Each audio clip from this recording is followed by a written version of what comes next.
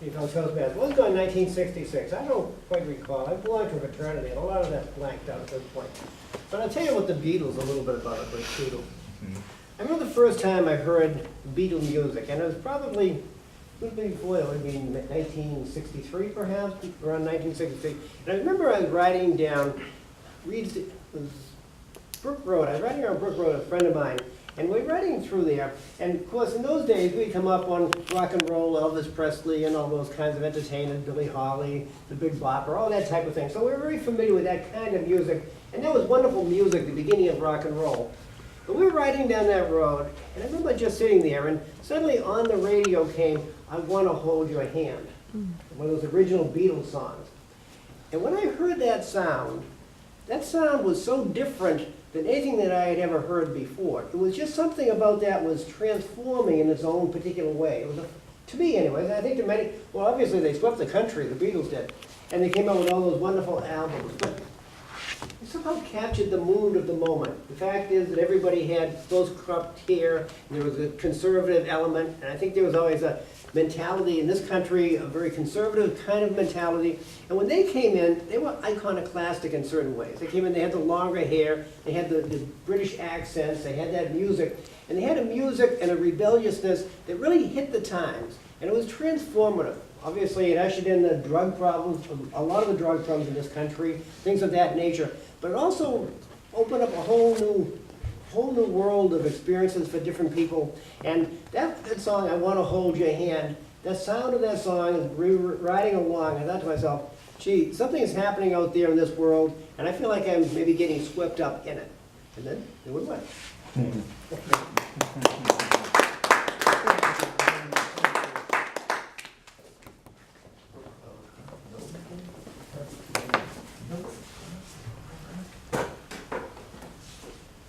Paul, I have a quote for you. I saw this at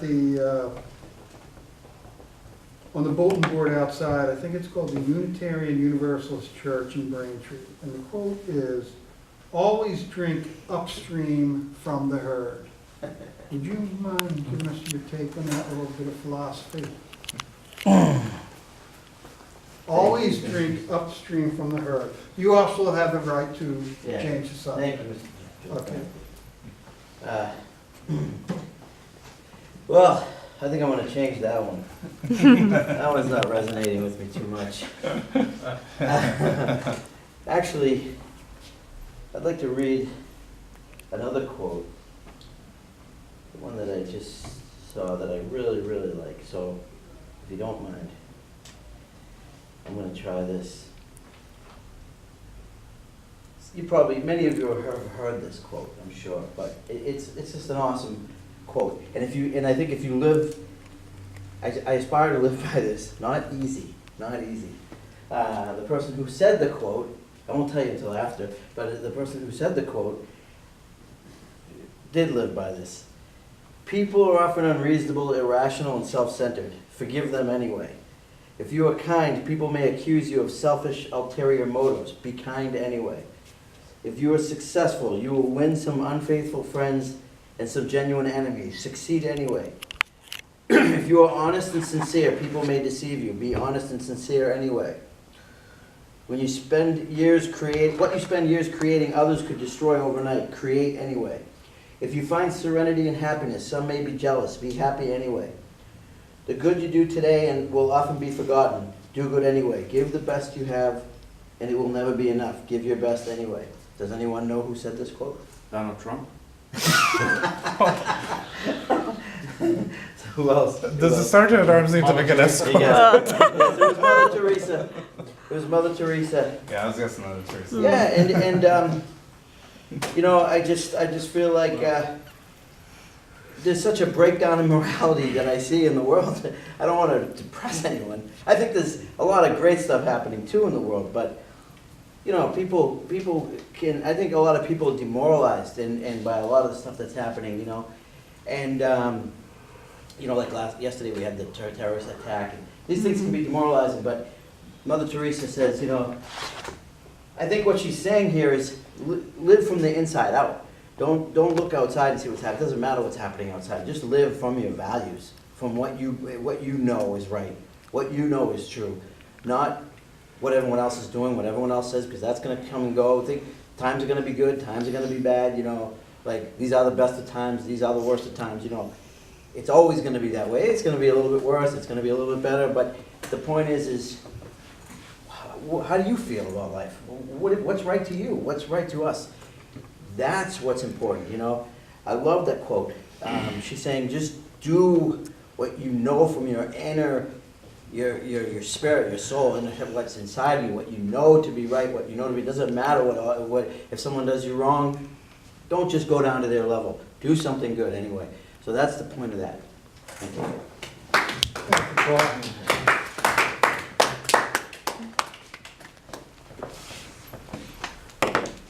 Marco, last week Van, I think, asked you about your transition from your home country to U.S. I would like to ask you, is there anything from your native home that you aren't able to get here, like any kind of food or anything that you enjoyed back home that you can't get here, or any other customs or traditions that you're not able to participate in here that you did when you were back home? In your former home, I should say. Thank you.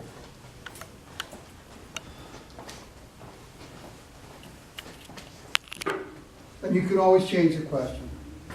Talk about whatever you want if you want. Thank you, Table Topic Master and fellow Toastmasters. This is a very good question. And actually, I'll describe myself as a traveler. I brought in mainland China. And then actually, I immigrated to Hong Kong. I stayed in Hong Kong over 20 years. And then now, I come to US. So, it appears that I don't want to just stay in one area.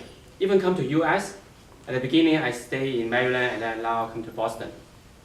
So, moving around is not actually a big problem to me. But there's certain things I really find that are difficult to find in, particularly in US. That's about the Chinese food, particularly the food that I really enjoyed when I was in my hometown in China. That's the spicy food, the real spicy food. As a Chinese, I like those very heavy taste, spicy and sauteed taste. But in US, it's really difficult to find those authentic Chinese food, even though there are lots of Chinese restaurants out there, but the meats are different. They are different. They're made in different kind of style, just already losing this kind of the taste, the real taste of original Chinese, my country, hometown taste. So that's the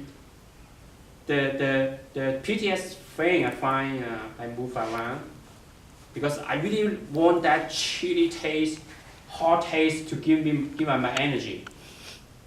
But luckily I can still at least, not even though not 100%, I can still get the those food like 80% maybe. Okay. Yeah. So other than that, I think I'm a traveler and I don't mind travel to different places and to experience different lifestyle. Thank you, Tabletop Master. Thank you, Marco.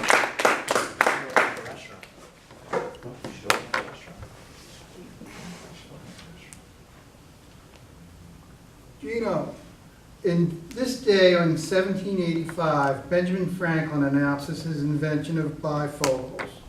What do you think what would you like to invent if there was something that you could invent that we need now? You're a creative guy. What would you like to invent?